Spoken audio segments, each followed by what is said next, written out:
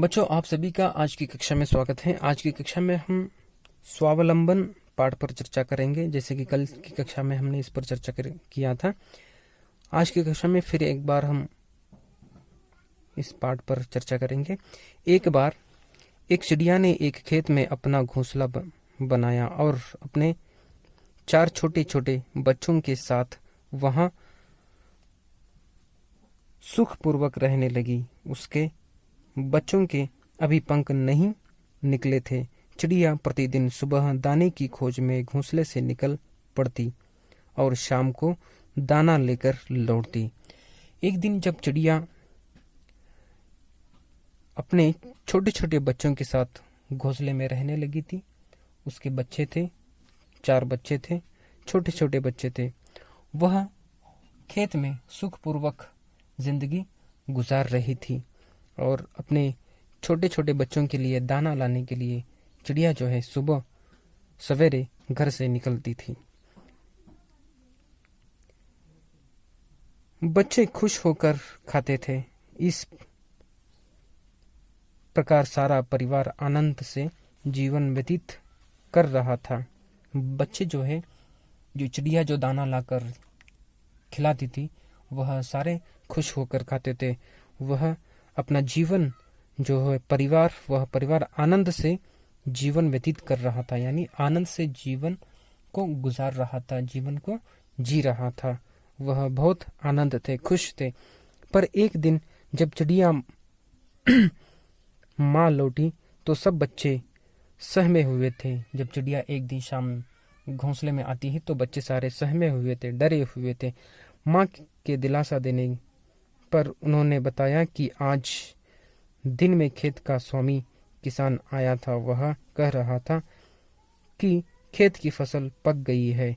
2-4 दिन में दूसरे किसानों की मदद से फसल काटने की तैयारी करेंगे। जब बच्चे कहने लगे कि यहाँ पे जो खेत का मालिक आया हुआ था, वह कह रहा था कि 2-4 दिन में हम इस खेत की कटाई करेंगे, क्योंकि यहाँ के सारे दाने पक चुके हैं। हम दूसरे किसानों की मदद से इस खेत की कटाई की तैयारी करेंगे। उनकी बात सुनकर माँ ने बच्चों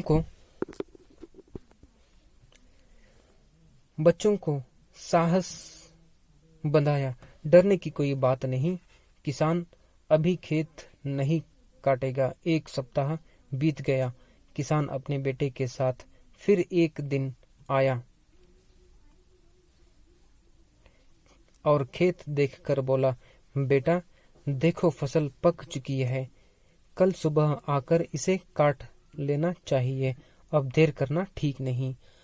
1 सप्ताह गुजरने के बाद में जो किसान है अपने बेटे के साथ आकर कहता है, बेटा अब फसल जो है पूरी तरह से पक चुकी है, अब देर करना ठीक नहीं है। हम अगले दिन इस खेत की कटाई करेंगे। शाम को यह समाचार देते हुए बच्चे आतंकित थे। उस दिन चिड़िया को झटका लगा। वह रात भर सोचती रही। चिड़िया अगले दिन सूर्य निकलते ही अपने बच्चों को लेकर खेत छोड़कर पास के एक पेड़ पर चली गई।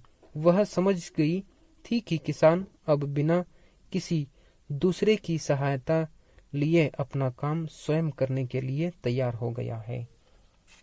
वह चिड़िया जो थी अपने बच्चों को लेकर वहां से जो खेत में थी वहां से निकलती है और दूसरे पेड़ में जाकर रहने लगती है कि यह किसान अभी बिल्कुल देर नहीं करेगा, अपना काम शुरू करेगा, खेत की जो कटाई करेगा। अतः अब काम के टलने की संभावना नहीं रही।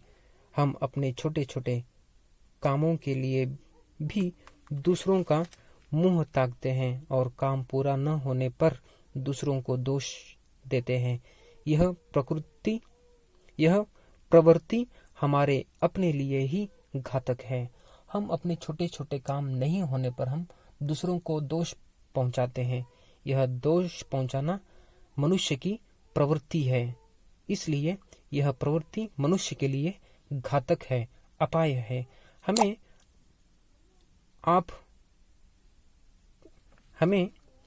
आपकाज महाकाज की नीति का पल्ला नहीं छोड़ना चाहिए। हमें जो है आपकाज और महाकाज की नीति का जो है पल्ला नहीं छोड़ना चाहिए और किसी पर निर्भर नहीं होना चाहिए। इस प्रकार यहाँ पे बताया गया है।